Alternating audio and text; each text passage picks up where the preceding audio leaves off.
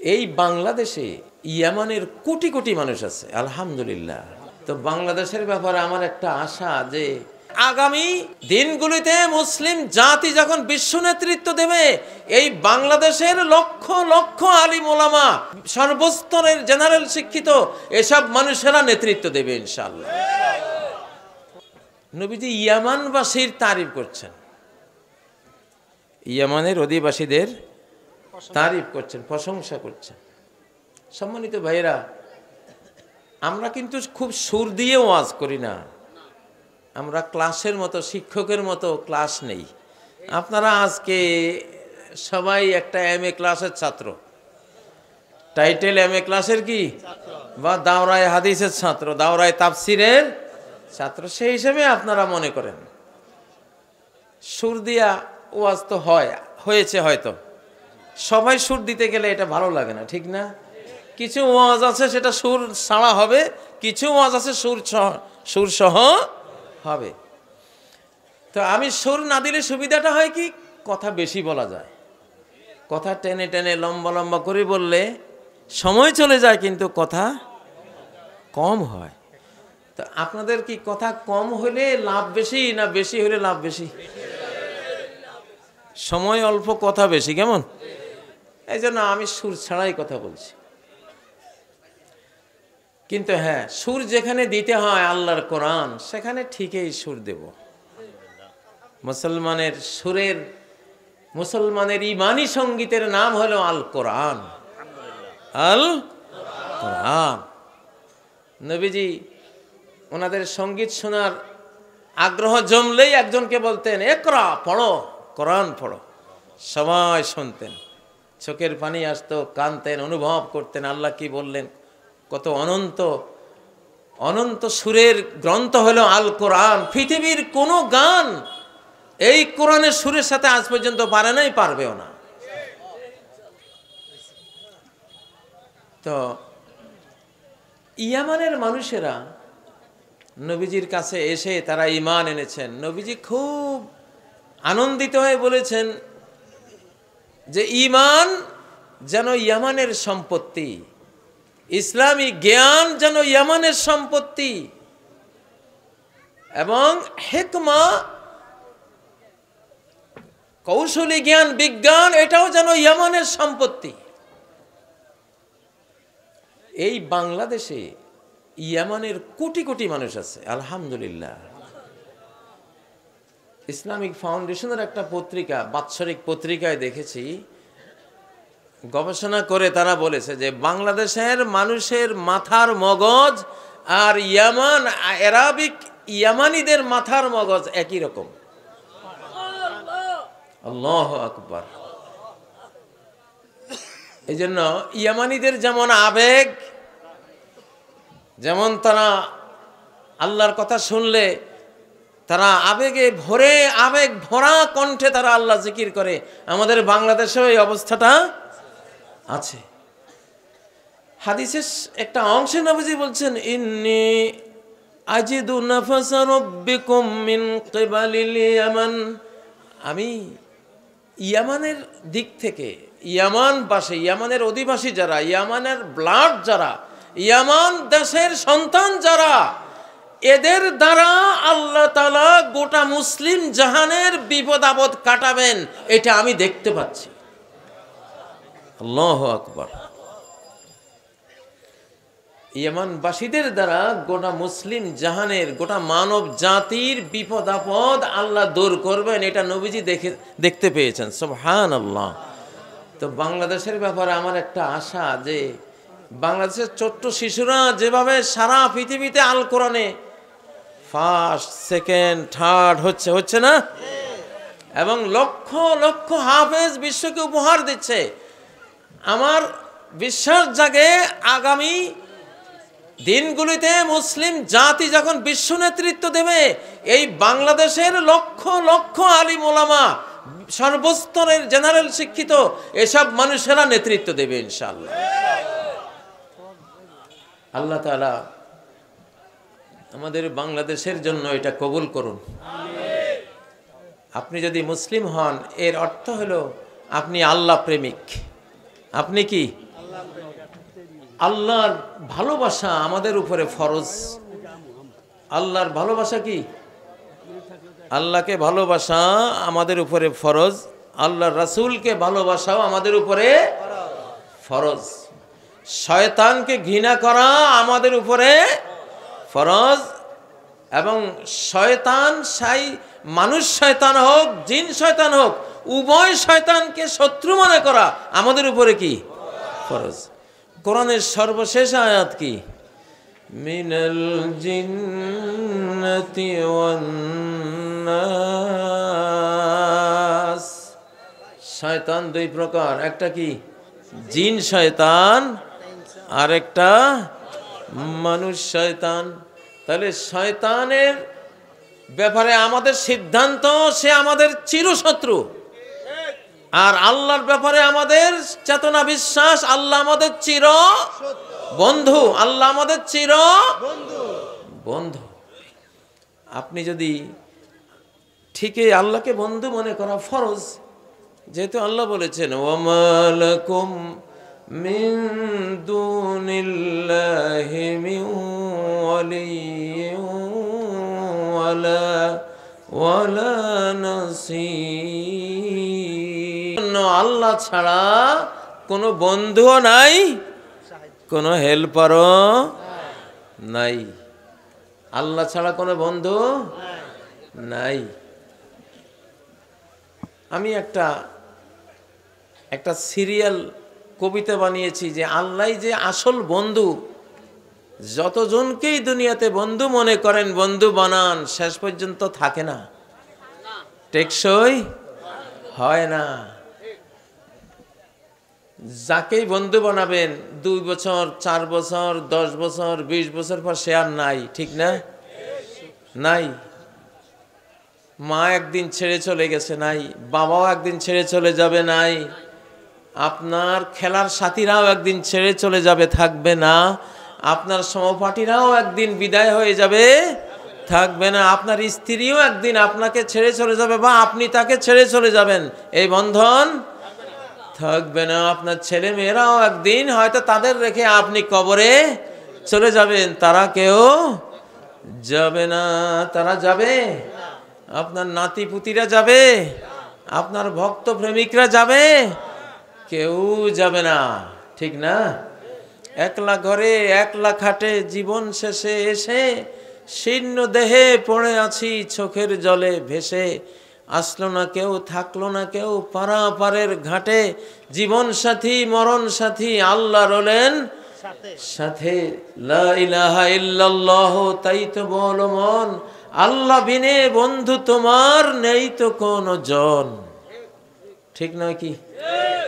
বন্ধুকে তিনি বন্ধু, তিনি আমাকে আপনাকে জান্নাতে নিতে চান। কোথায় নিতে চান?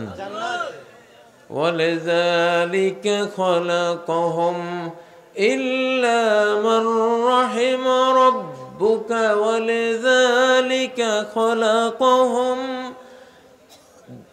তোমার রব যাকে রহমত করেছেন, দয়া করেছেন, মায়া করেছেন, সেই তো ইসলামের তৌফিক পায়, মুসলিম হওয়ার তৌফিক সে পায়, আল্লাহ রহমত পাওয়ার তৌফিক সে পায়। আল্লাহ তাকে রহমত দেওয়ার জন্য, জান্নাত দেওয়ার জন্যই তো সৃষ্টি করেছে।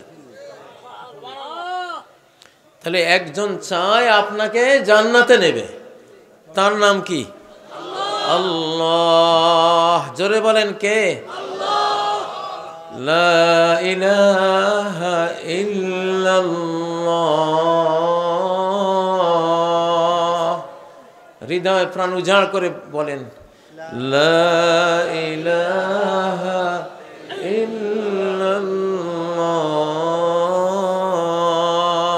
আমার পরাণের, আমার দিলের সবটুকু ভালোবাসা পাওয়ার যোগ্য আল্লাহ ছাড়া কেউ নাই। আমার দিলের সবটুকু বিনয় পাওয়ার যোগ্য আল্লাহ ছাড়া কেউ নাই। আমার সমস্ত ইবাদত পাওয়ার যোগ্য, আমার সেজদা পাওয়ার যোগ্য, আমার সব দোয়া প্রার্থনা পাওয়ার যোগ্য, আমার হৃদয়ের আকুতি মিনতি কান্নাকাটি পাওয়ার যোগ্য আল্লাহ ছাড়া কেউ নেই, আছে? তো আমরা এই কালেমা দিয়ে আল্লাহকে বন্ধু বলে আমরা বরণ করে নিয়েছি, ঠিক না? লা ইলাহা ইল্লাল্লাহ। এই যে আপনি বন্ধু বানালেন, এই বন্ধুত্বের বিনিময়ে আপনি কি পেলেন? আল্লাহ নিজেও আপনার বন্ধু হয়ে গেলেন, সমস্ত সৃষ্টি জগৎ আপনার বন্ধু হয়ে গেল। যারা আল্লাহর বন্ধু, সমগ্র সৃষ্টি জগৎ কি তাদের বন্ধু। আগুন তাদের বন্ধু। ইব্রাহিম আলাইহিস সালাম আল্লাহকে বন্ধুরূপে বরণ করেছিলেন, এই জন্য আগুন তার বন্ধু হয়ে গেছে। নমরুদ আল্লাহকে শত্রু মনে করেছিল, এই জন্য আগুন ঠিকই তার শত্রু, তারই জ্বালানো আগুন, সে যদি ওই আগুনে ঢুকতো নমরুদ জ্বলে ছাই ভস্ম হয়ে যেত, ঠিক না? যে আল্লাহকে বন্ধু বানায়, গোটা সৃষ্টি জগৎ তার কি হয়? সূরা আল কারিয়ার নাম শুনেছেন? অনেকেই জানেন, পড়েন। একটা আশ্চর্যজনক আয়াত আছে এই সূরা। ফামান সাকুলাত মাওয়াজিনুহু ফাহুয়া ফি ঈশাতির রাদিয়াহ। পড়েন। ফামান সাকুলাত মাওয়াজিনুহু ফাহুয়া ফি ঈশাতির রাদিয়াহ। যার নেকির পাল্লা ভারী হবে, সে এমন জীবন যাপন করবে, এমন রিজিক খাবে, এমন খাদ্য খাবে, এমন পোশাক পরবে, এমন অলংকার পরবে, এমন জায়গায় থাকবে যে তার এগুলো সব তার উপরে রাজি খুশি। সে ভাত খাবে, ভাতগুলো তার উপরে রাজি। সে মাছ খাবে, মাছের টুকরাগুলো তার উপরে রাজি। সে পানি পান করবে, পানি তার উপরে কি রাজি। সে বাড়িতে থাকবে, বাড়ি তার উপরে রাজি। সে একটা গাছ লাগাবে, গাছ তার উপরে রাজি। আকাশের যেই গেট দিয়ে তার আমল উঠতেছে, সে গেট তার উপরে রাজি।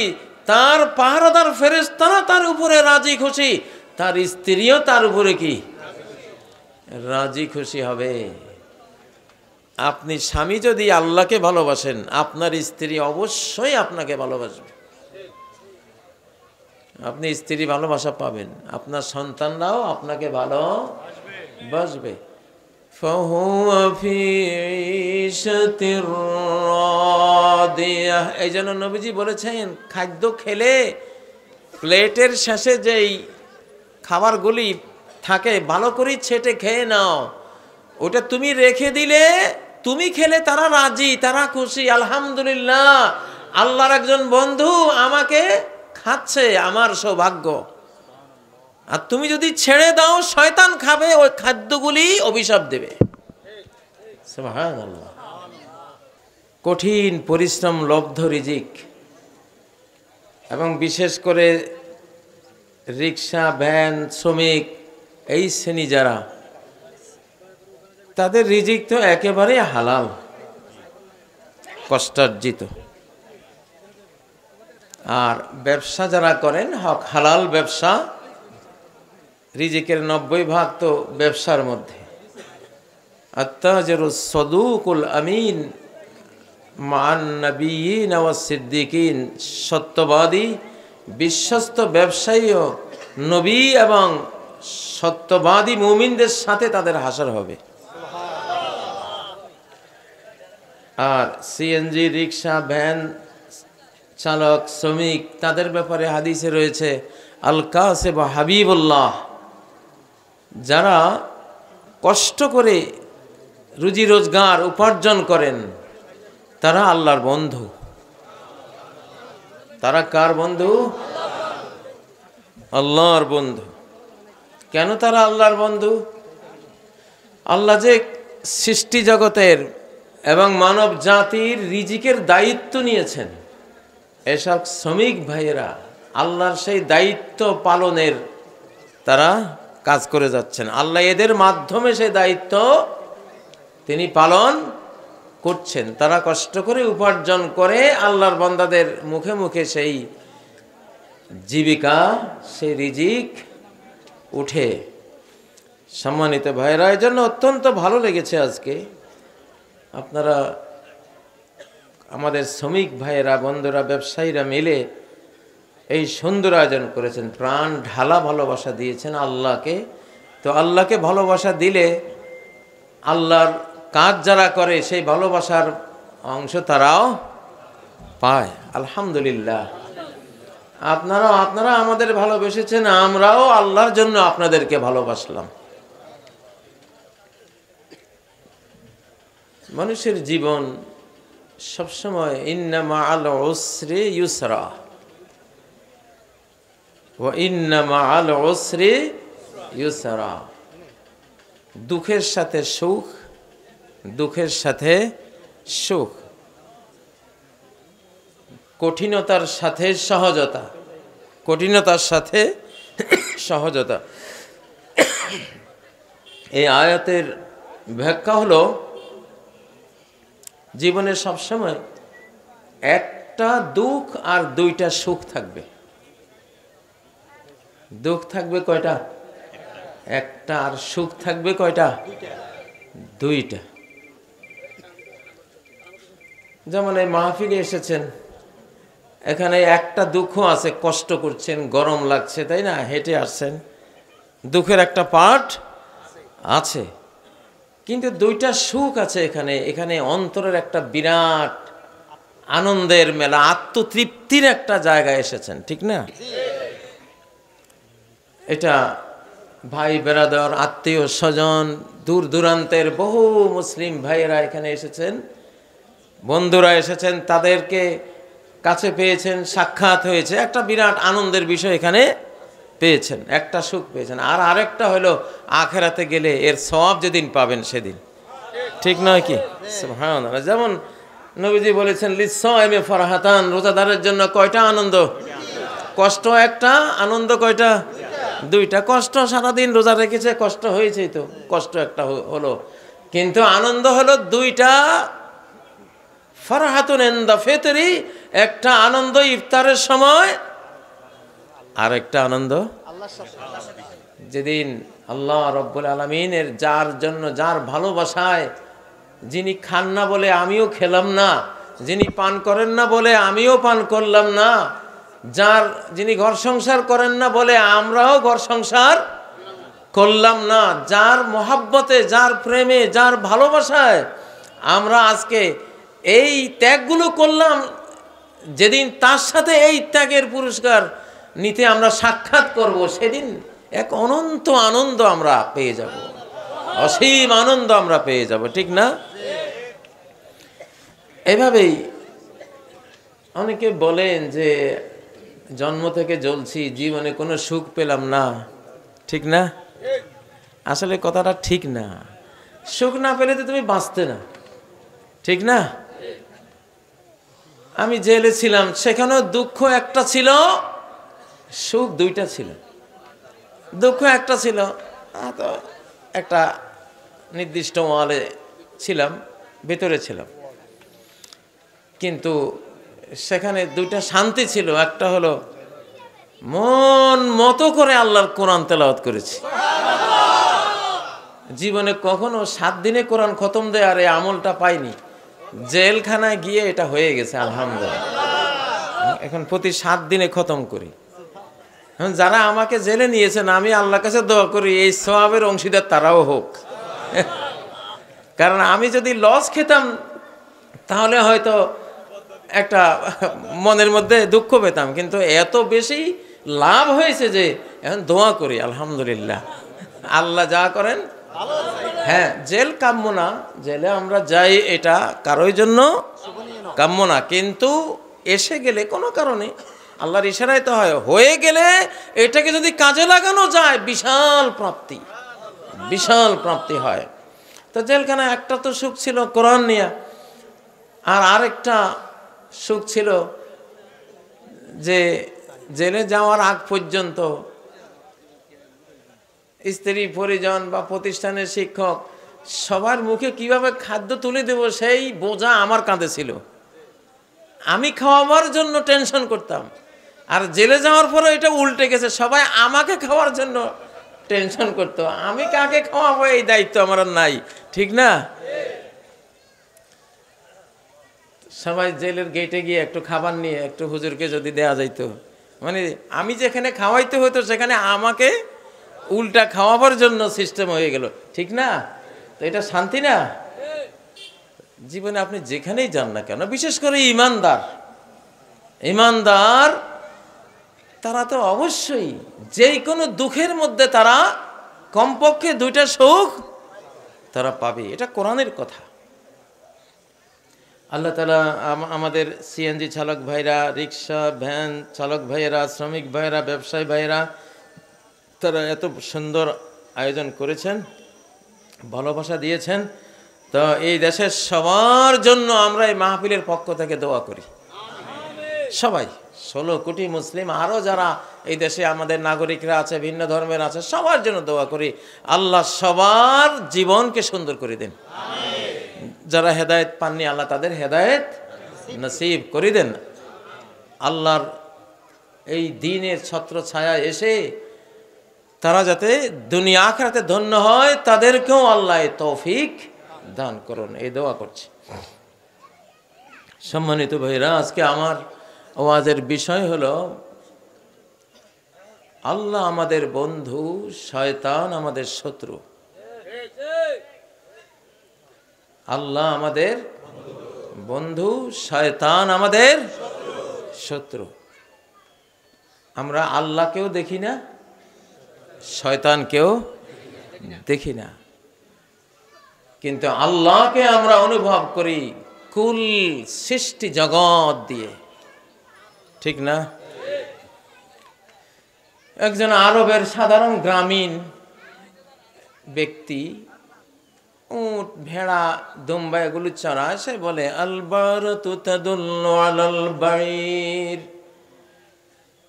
উটের গোবর দেখলে বা গরুর গোবর দেখলে কে না বুঝে যে এখানে একটা উট বা একটা গরু গিয়েছে, ঠিক না?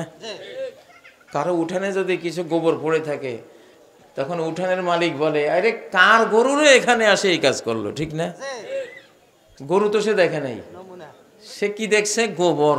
সে গোবর দেখলে গরু বুঝে, ঠিক না?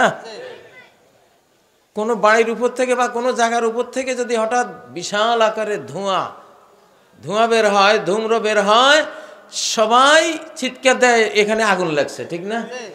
আগুন কিন্তু দেখে নাই, দেখছে কি? ধোঁয়া দেখেছে, ধোঁয়া দেখে আগুন বুঝেছে, ঠিক না? ওয়াসারুল কদমে তাদুল্লু আলাল মাসির।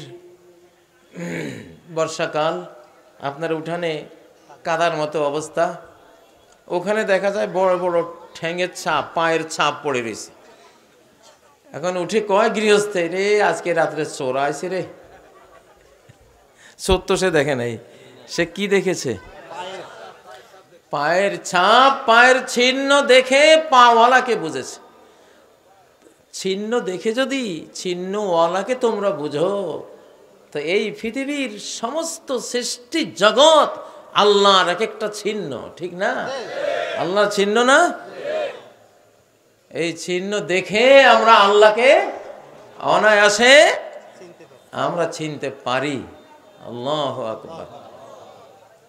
ক্যামেরা এগুলো এখানে যে দাঁড়িয়ে আছে, একটা শিশু বাচ্চা আসলেও বলবে এগুলো কার, ঠিক না? কেউ না কেউ তো এগুলো দাঁড় করিয়েছে। সৃষ্টি দেখেই স্রষ্টাকে চিনা যায়। আল্লাহ বলেন, ইকরা বিসমি রাব্বিকাল্লাযী খালাক। পড়ো সেই আল্লাহর নামে, সেই সৃষ্টি পালন স্রষ্টা পালন কর্তার নামে। আল্লাযী খালাক, স্রষ্টাকে যিনি সৃষ্টি করেছেন, ঠিক না? আপনার বাড়ির সামনে চিপা রাস্তায় মোটরসাইকেল একখান রেখে কে চলে গেছে, আপনি মোটরসাইকেলটা দেখেই প্রথমে বলবেন কার রে মোটরসাইকেল এটা, ঠিক না? এটা কার? একটা জিনিস দেখলে এটার মালিককে ব্রেইন কোনো পাস ছাড়া, কোনো ডিগ্রি ছাড়া ব্রেইনে আপনাকে বলবে এইটা রাখনেওয়ালা, এটার মালিক একজন অবশ্যই আছে, না হলে এটা আসলো কোথেকে, ঠিক নয় কি? এটার জন্য কি এমএ পাস করা লাগবে? মোটরসাইকেল এটা এখানে একজন রেখে গেছে, এই জন্য কি আমার ডিগ্রি দরকার আছে? আমার ব্রেন যে আল্লাহ দিয়েছেন এটাই যথেষ্ট। আল্লাহু আকবার। তো সৃষ্টি দেখেই স্রষ্টাকে চেনা যায়, বোঝা যায়। তা সেই তো আল্লাহ তাআলা আমাদের সৃষ্টি করেছেন, তিনি আমাদের সৃষ্টিকর্তা, ঠিক না? একটা কারখানা যিনি বানান, প্রতিষ্ঠাতা চেয়ারম্যান, কারখানার প্রতিষ্ঠাতা চেয়ারম্যান, সবাই তাকে সম্মান করে নাকি করে না? এই যে উনি আসছে, এই কারখানার মালিক, ইন্ডাস্ট্রির তিনি মালিক, ইন্ডাস্ট্রি তিনি এমডি বা প্রতিষ্ঠাতা, উনি চেয়ারম্যান, উনি মালিক। সব শ্রমিকরা এক বাক্যে তাকে সম্মান করে। আমাদের এই ইন্ডাস্ট্রির মালিক কে? আল্লাহ। জোরে বলেন কে? আল্লাহ। খালিকু কুল্লি শাই, সব কিছুর স্রষ্টা কে? আল্লাহ। সব কিছুর স্রষ্টা কে? আল্লাহ। হয়তো চিন্তা করতেছেন, হুজুর আপনার সামনে যে মাইকটা, এটা তো আল্লাহ বানায় নাই, ক্যামেরা এগুলি তো আল্লাহ বানায় নাই, ভাবতেছেন। তাহলে সব কিছুর স্রষ্টার মধ্যে তো ক্যামেরাগুলো আছে, আছে না? আছে না? যে কোনো কোম্পানির কারখানায় যত জিনিস তৈরি হয়, সবাই বলে কি এটা ওই ওনার কারখানার মাল, অমুক আব্দুল্লাহর কারখানার, আব্দুল্লাহর ইন্ডাস্ট্রির প্রোডাক্ট এটা। সে কিন্তু বানায় নাই, উনি তো চেয়ারে বসে থাকে, বানাইছে শ্রমিকরা, কিন্তু এক বাক্যে সবাই বলে এটা ওনার কারখানার মাল, ঠিক না?